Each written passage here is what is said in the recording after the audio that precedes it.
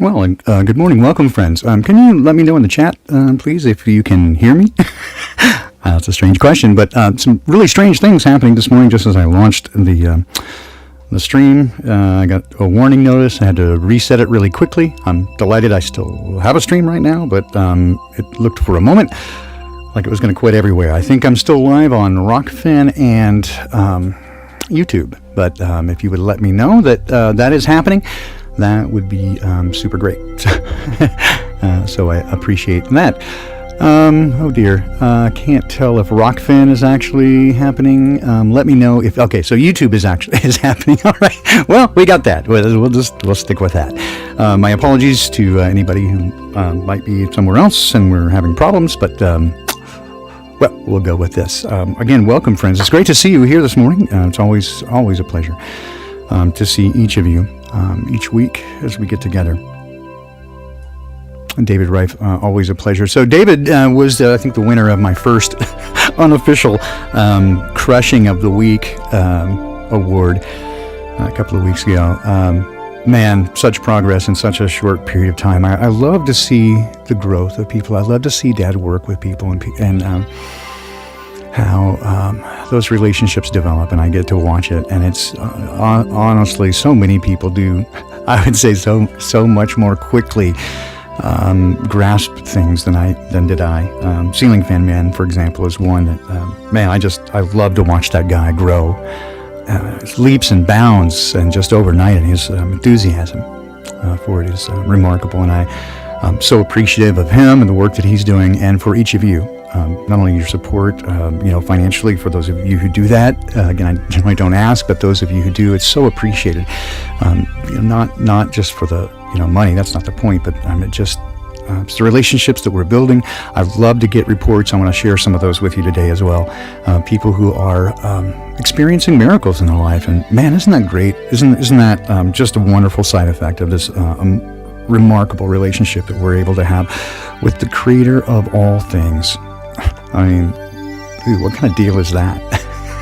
Really, how cool is it that we can have a relationship, not just get to know, but have a loving, intimate relationship with, not like the president or some famous musician, right? But the designer and creator of everything. It's pretty cool. And so to that, again, just want to say, hey, Michelle Waldo, I see you. Great speaking with you yesterday. A couple of folks I spoke with yesterday, and I'm so happy that I did. I wasn't feeling well yesterday. Still am not really in great shape, but hopefully we'll get that turned around soon. But it's kind of just slowing me down. So if we're scheduled for a call for this weekend, I will again try to make another attempt today to get to those. Anyway, you guys understand, and I appreciate your patience, understanding with me. It's not from lack of interest. It's just a lot of stuff going on, but do the best I can. So I guess today I would include, as part of our Crushing of the Week, Jenny Mikowski, known to use Jenny Sparks on YouTube, got her new channel with Scow, some kind of wizard with coffee, and Shaking Hands with Strangers. Check out their, let's see if I can find that for you real quick. Check out their channel on YouTube, a new channel, highly recommended, and I think you're going to really enjoy that. Let me see if I can find... Oh dear, I don't have a link to it right now. Oh, here we go. Nope, is that it? Game Theory, did you just do that? I don't know. I'll have to find it for you, so I apologize to anybody, but I'm sure you can find it pretty quickly. I've got a link to it somewhere, I think. Anyway, so that's a great one to check out. Miss Mays does another one, so people in our community, crushing, doing great. Let's see, who else we got? Lewis T, great to see you. Tano. Hey, man. Great to see you guys. All right. So, anyway, I want to just kind of do a regular thing. There's people I've been talking to, and I love to watch them grow and have amazing movement, in their life. So, again, sorry if I'm poking at you and if I'm embarrassing you, but James Robert Maurer, excellent work, my friend. Well done. Love to watch that growth. Jason Gay as well. Dude, you guys are just fucking crushing. Love you guys. and Lori Wentz. I don't know if you're a listener to the show, but I hate to call it a show. It seems weird. It's a gathering. Anyway, you're continue to pray for you and your situations, and love to see, again, I just love to see the growth. And finally, Andrew, thank you, man. Thanks for the emails over the weekend. Great to meet you. And again, it's beautiful meeting just great people. Can't wait to see you at Flattoberfest. It'll be outstanding. All right, let's get into the thing, if you don't mind. We'll jump right into this crazy thing. Proverbs, ancient wisdom for the modern world. I'm going to pick up at Proverbs 6, being today is the 6th of June. Again, if you're unfamiliar with the premise, some people have wondered, hey, what's the best place to start if I'm unfamiliar with the Bible and I'd like to check it out? Don't know where to begin. And you can begin in the beginning, Genesis, that's good. The Gospels may be a good place to start, but some subtext, some backstory, I think is helpful. But, again, wherever you feel led. But here's just my challenge. If you want a place to start, you've never touched it before, Proverbs is kind of like almost right in the middle. So Psalms, I think 146 is like right in the middle. But if you move just to the right of that, the next book over is called Proverbs. There are 31 chapters in the book of Proverbs. That's one for each day in the month. And if you, again, here's my kind of challenge, if you will. Read the one chapter for the day each day. So today's the 6th, you'd read Proverbs 6. So do that every day for 3 months. And again, recommended first thing in the morning, and when your mind is clear, spend a moment just getting your mind clear, and just ask Dad to reveal Himself, and I think you'll find endless possibilities. All right, Proverbs 6. I'm going to do this from the Common English Bible today. My son, if you guarantee a loan for your neighbor or shake hands in agreement with a stranger, you can get trapped by your own words, and you'll be caught by those words. Do this, my son, to get out of it, for you to have come under the control of your neighbor. So go humble yourself and just pester your neighbor. Don't give any sleep to your eyes or slumber to your eyelids. Get yourself free like a gazelle from a hunter, like a bird from the hand of a fowler. Go to the ant, you lazy person, observe its ways and grow wise. The ant has no commander and has no officer or ruler, but even so it gets food in the summer, gathers its provision at harvest. How long, lazy person, will you lie down? When will you rise from your sleep?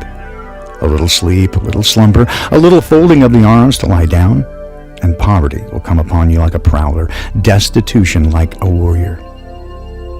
Worthless people and guilty people go around with crooked talk. They wink their eyes, gesture with their feet, and point with their fingers. Their hearts are corrupt and determined to do evil. They create controversies all the time. Therefore, sudden disaster will come upon them, and they will be quickly broken beyond healing. These 6 things the Lord hates, 7 things that are detestable to Him: proud eyes, a lying tongue, hands that spill innocent blood, a heart set on wicked plans, feet that run quickly to evil, a false witness who breathes lies, and one who causes conflicts among friends. Trolls beware. My son, keep your father's command. Don't abandon your mother's instruction.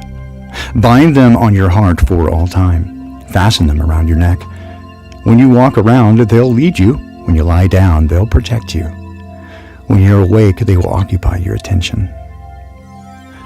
The commandment is a lamp, an instruction, a light. It's corrective teaching. It's the path of life. You probably recognize that as from the King James. Thy word is a lamp unto my feet and a light unto my path. They guard you from the evil woman, from the flattering tongue of the foreign woman. Don't desire her beauty in secret. Don't let her take in your eyes with her eyelashes. For a prostitute costs but a loaf of bread, but a married woman hunts for a man's very life. Can a man scoop fire into his lap and his clothes not get burned?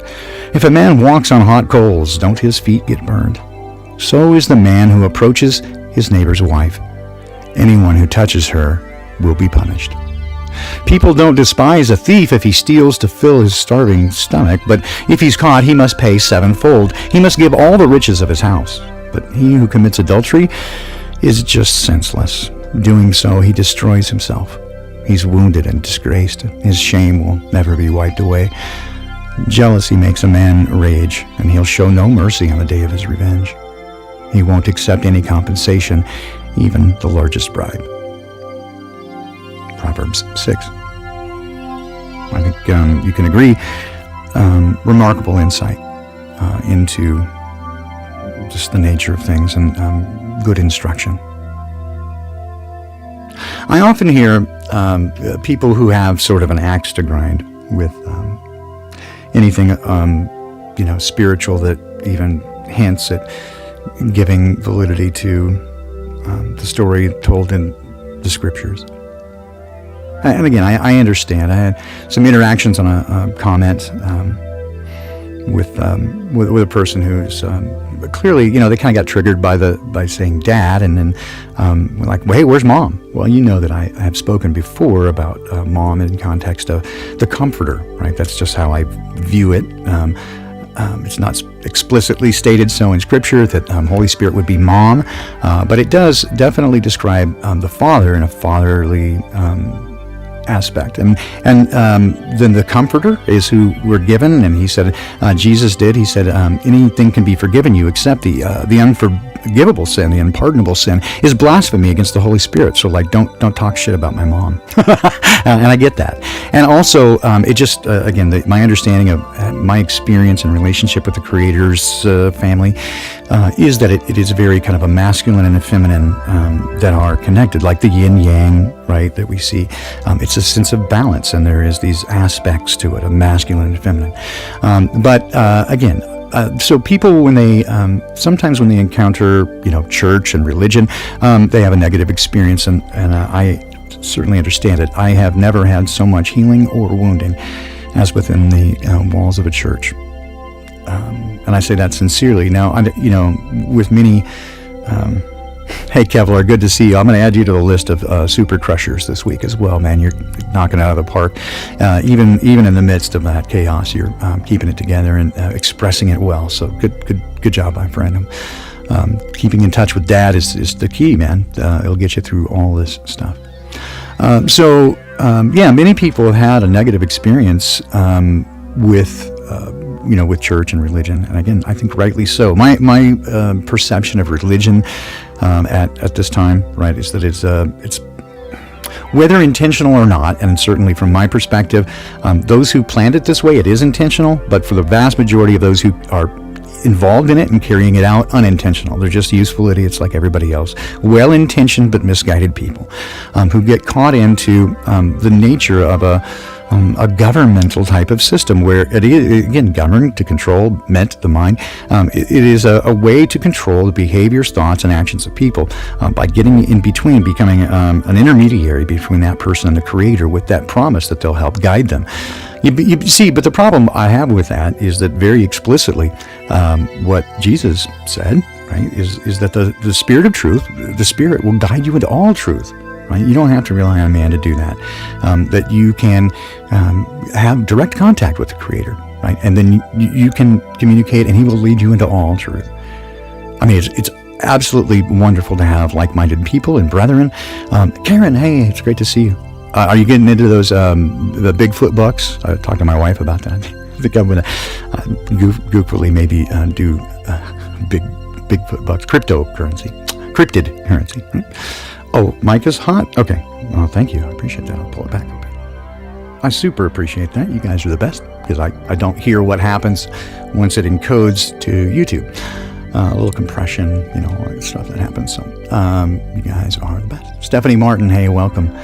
Many people, again, been wounded by the process, wounded within the walls of church, often by people, again, misguided, well-intentioned sometimes, but anytime you have I mean, here's the basic premise, right? There's a list of rules that you're supposed to keep. Again, that seems misguided to me.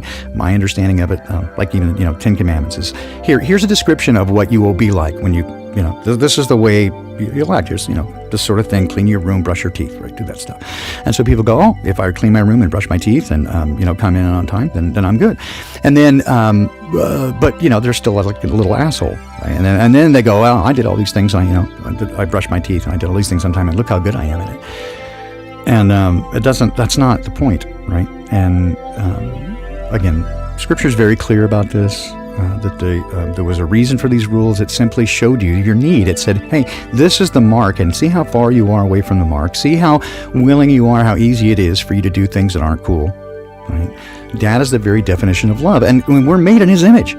Right? Male and female created He them. So there's your masculine and feminine. And that we come together and create new life. He gave us the ability to make life. Something He did not give, by the way, to the multidimensional creatures, the angels. They do not have that gift. And those who tried to steal it for themselves, the Watchers who came down and mated with women, big trouble for them. So again, this is all part and parcel of the story, created conflict. And we were born into the midst of this conflict. And there's an opportunity to reconcile with the Creator. And again, religion tries to take that over and get in the way. And again, Jesus said very clearly that He is the way, the truth, and the life, and you just go to the Father directly through Him. And then, hey, right, guess what? Dad and I are good friends. Certainly, Scripture gives me instructions on how to better live and insights into things. But everything within the context of that relationship.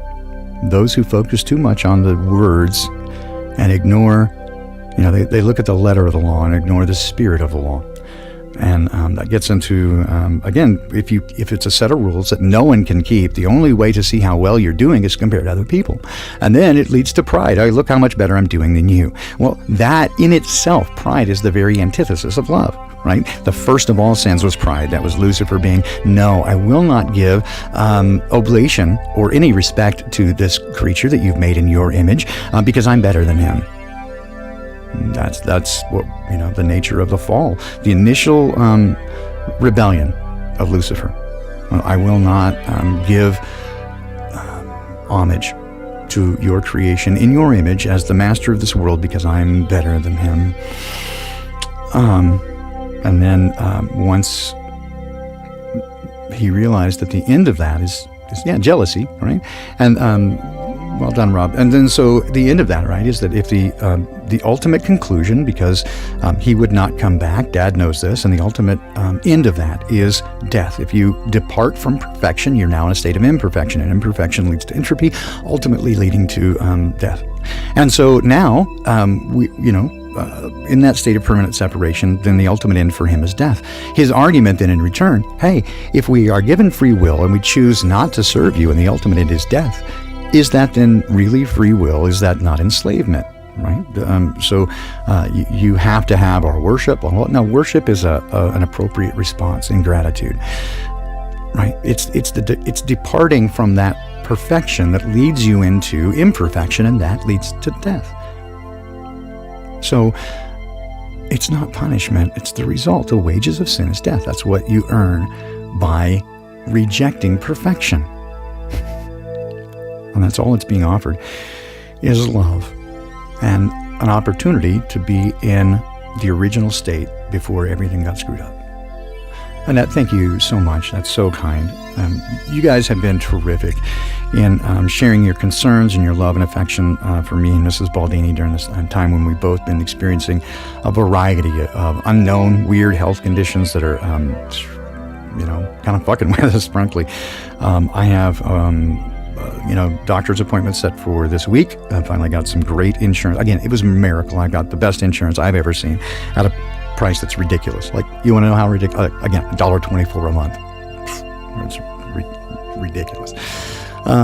So we're going to use that to try to track this down and get it fixed. I have a sneaking suspicion. It might be. I know maybe what's going on, but ultimately, I think that it's probably.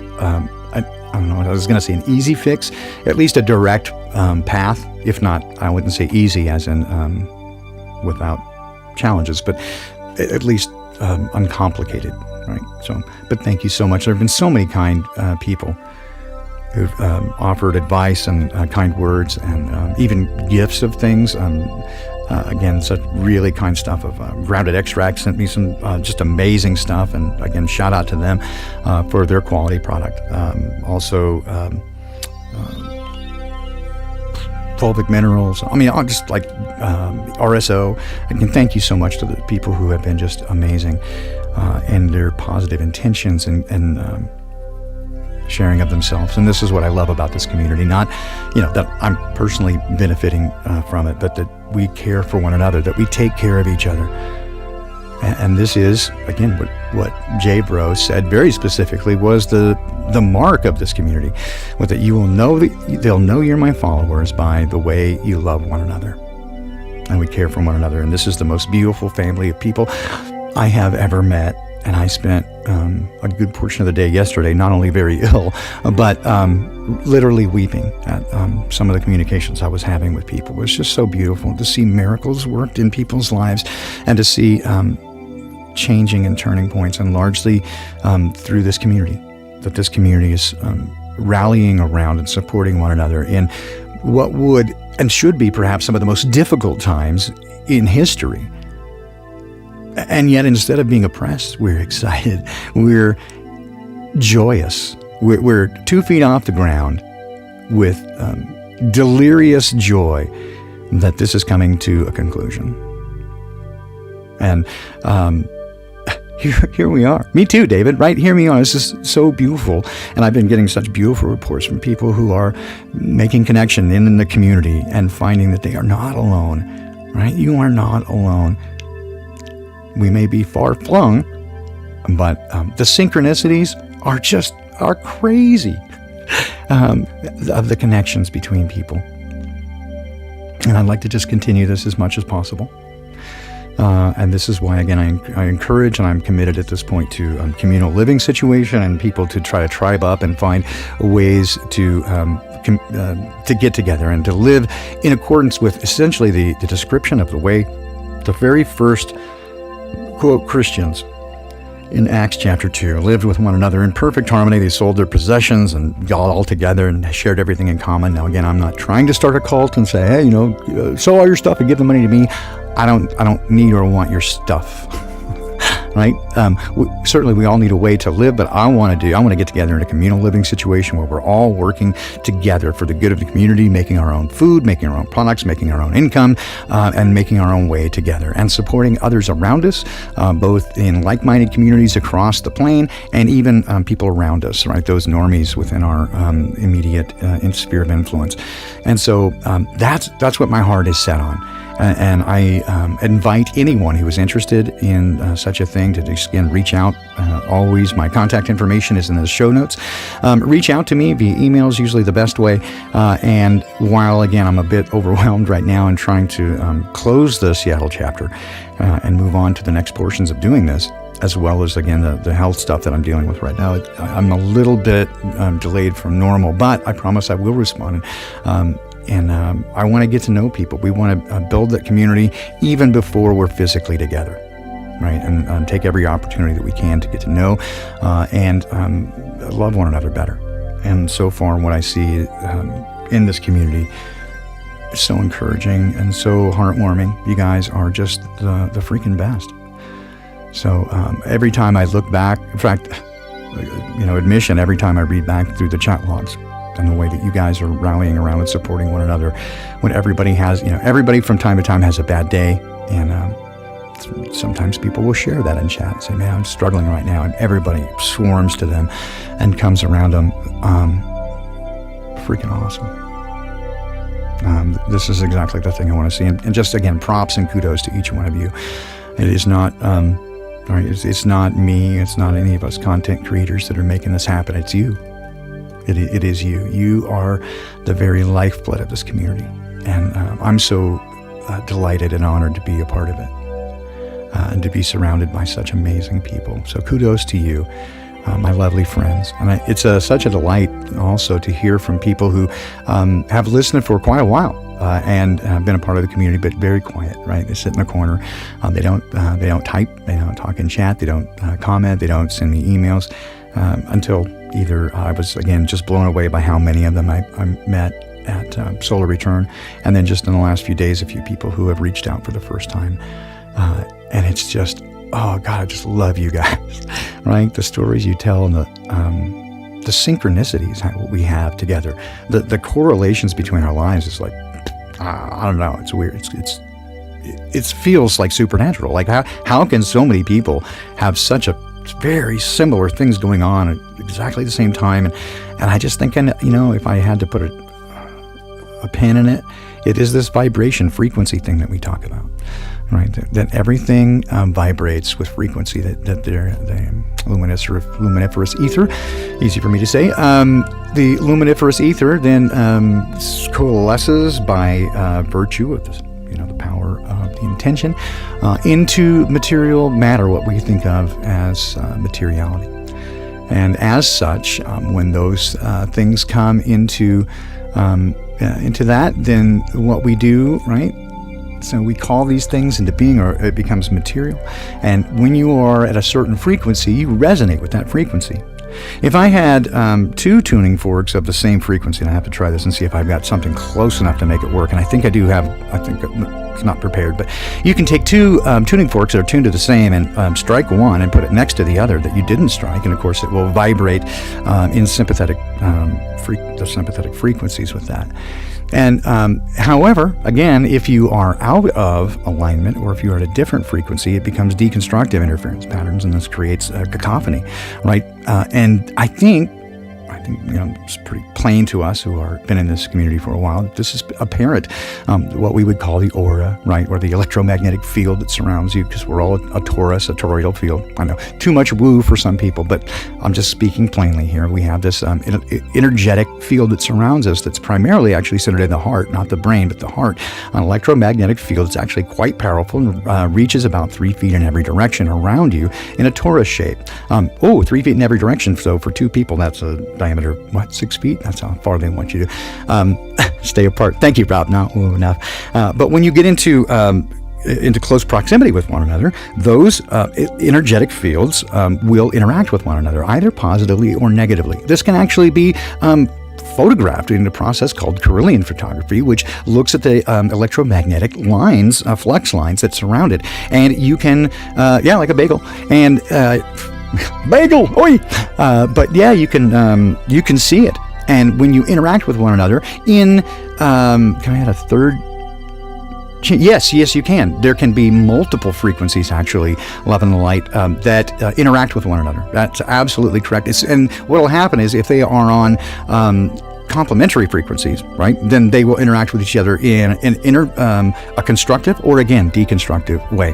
So let's say, for example, if I hit, now I've retuned my keyboards to more of a solfeggio, right? So I had to take a little moment to do that. So that right there, right now, is 432. That's actually a little bit out of tune because the upper one is in a different, it's slightly detuned.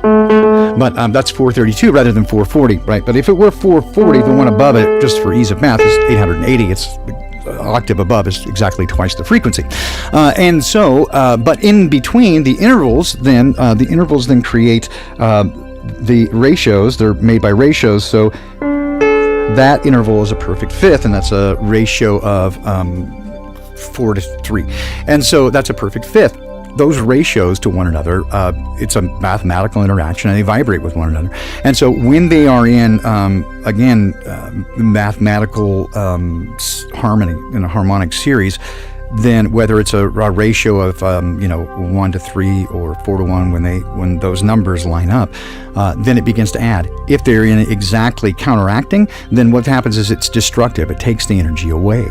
And so these things are constantly interacting with each other. Well, now think in terms of a pond.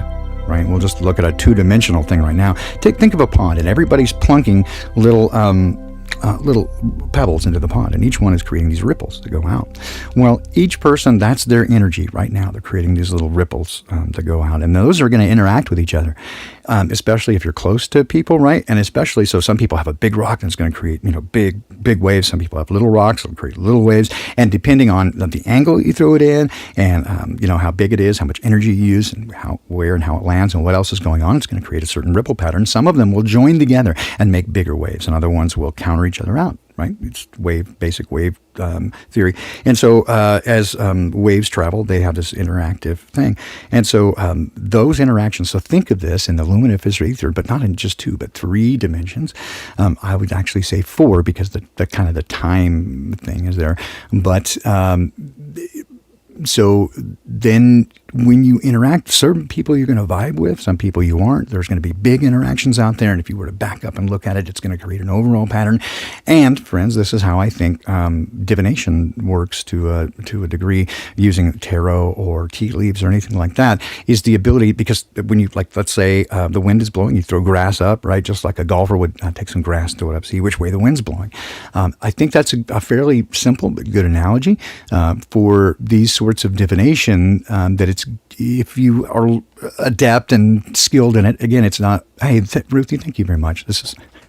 You're awesome. Thank you so much.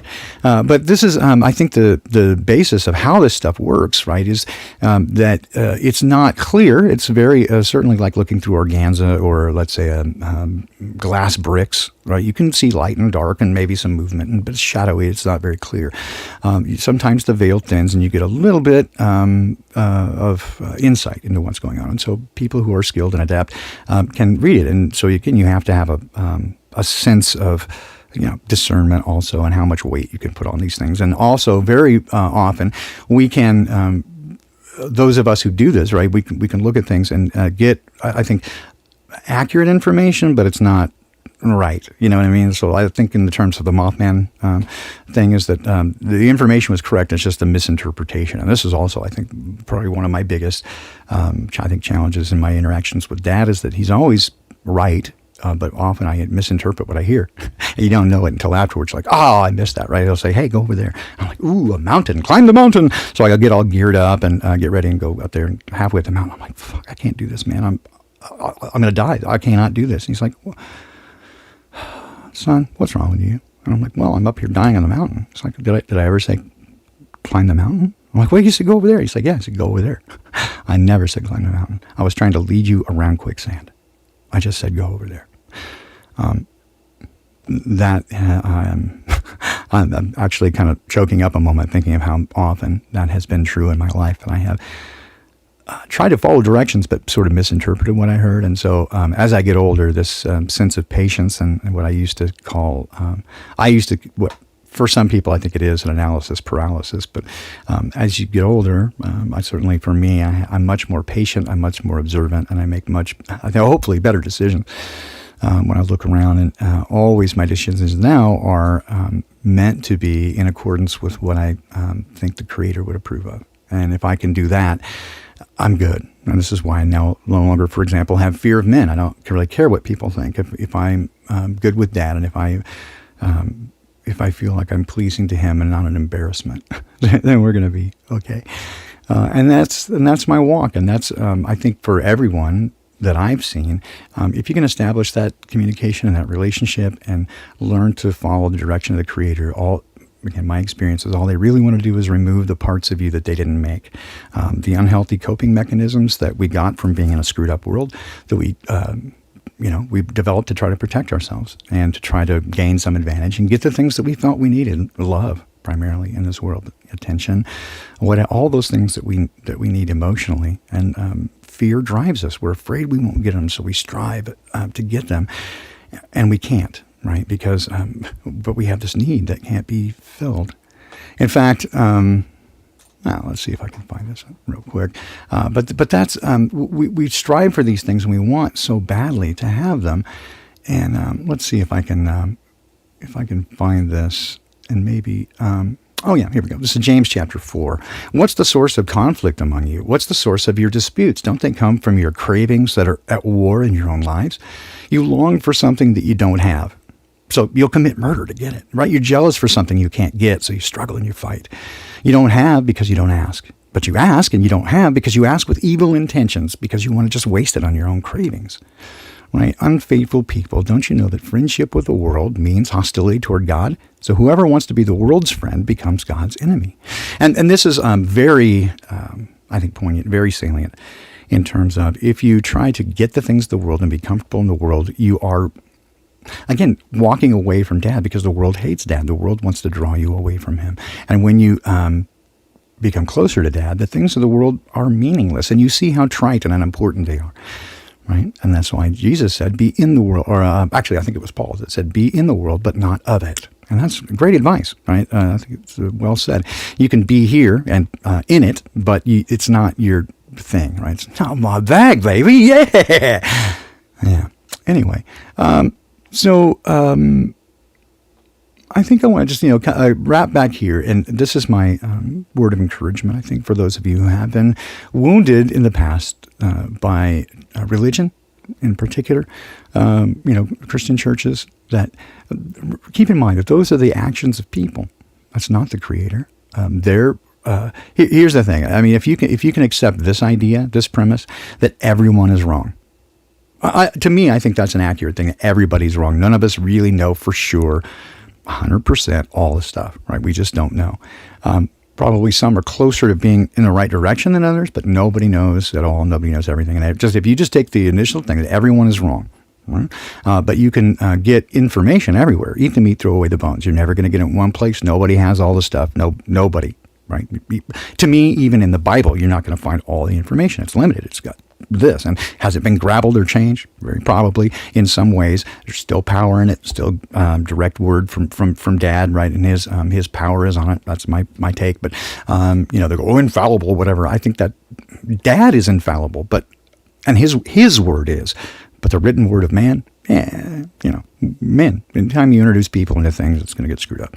So to that end, again, keep in mind that men do things, and men lie, men act like assholes, and sometimes even well-intentioned people do bad things because they're misled.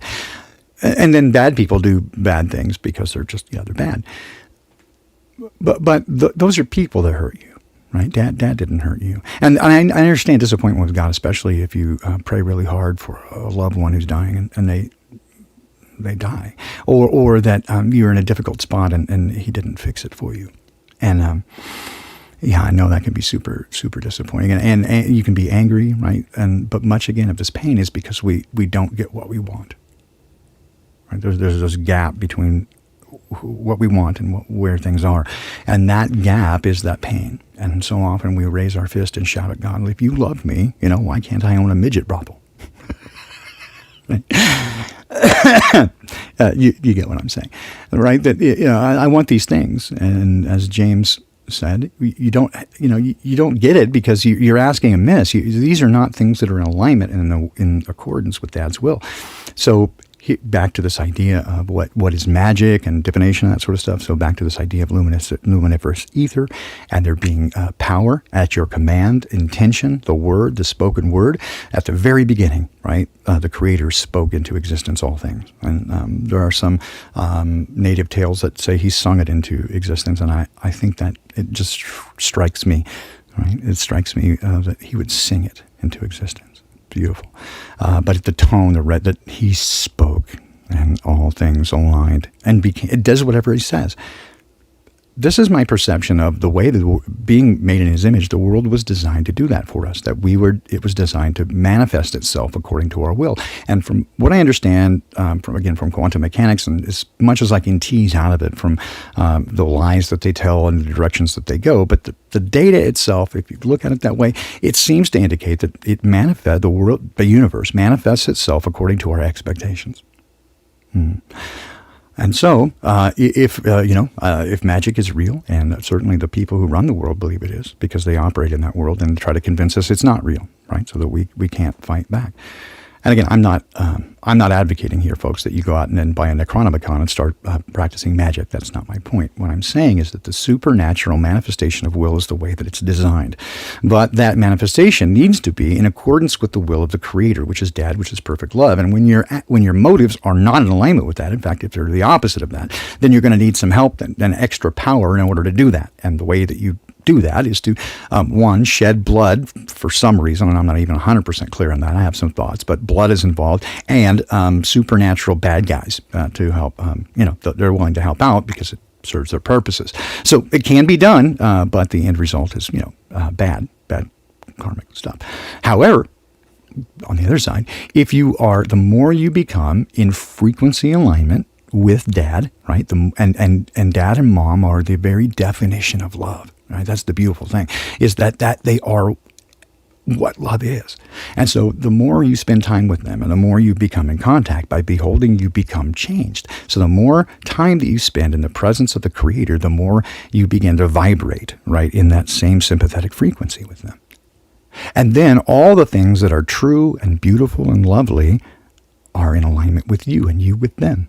And then your will becomes manifest because you're operating from a place of love. And so your will is in alignment with Dad's. And so just as Jesus said, anything that you ask in my name, believing, it'll be there, right? And believing is the big key, the expectation, the manifestation of the will. You can't, again, a double-minded man can't get it, right? According to the book of James, a double-minded man is unstable in all his ways. So you must believe when you ask. Jesus said, if you had the faith of a mustard seed and you asked this mountain to throw itself into the sea, it would. And I don't think that's a metaphor. I think he's not kidding.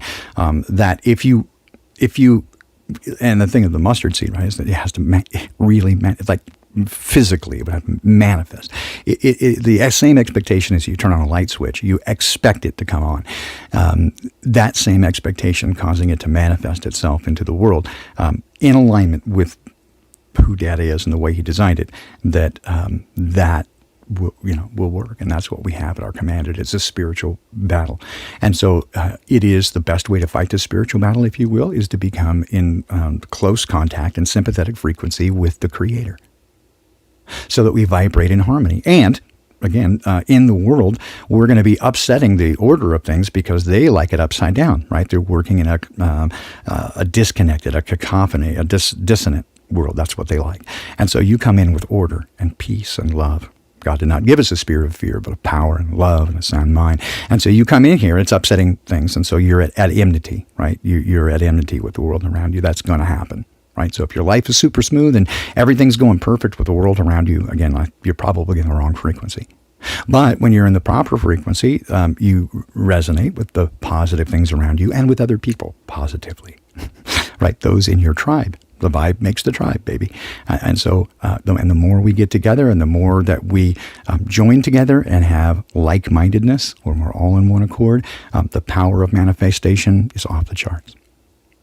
And again, I believe this. Is not belief. I kind of expect it at this point. The more I observe and the more I see, I think this is what happens.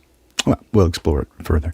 But today, folks, thanks again for coming. It's such a delight to have you here. If you don't mind, I'll give you a little bit of this healing tuning fork. This is from the Biofield Tuning. This is the sonic slider. Let's see, where's my dealie here? So giving you a heads up now because some people are like, whoa, hey. So here you go. I'm going to give you a little sonic slider, some positive intentions for a moment. And then we'll wrap, and I'll hope to see you this evening. Should be back at 5 p.m. Pacific time, 7 Central, provided I'm still in good health. It's touch and go, but there you go. All right, so here we go.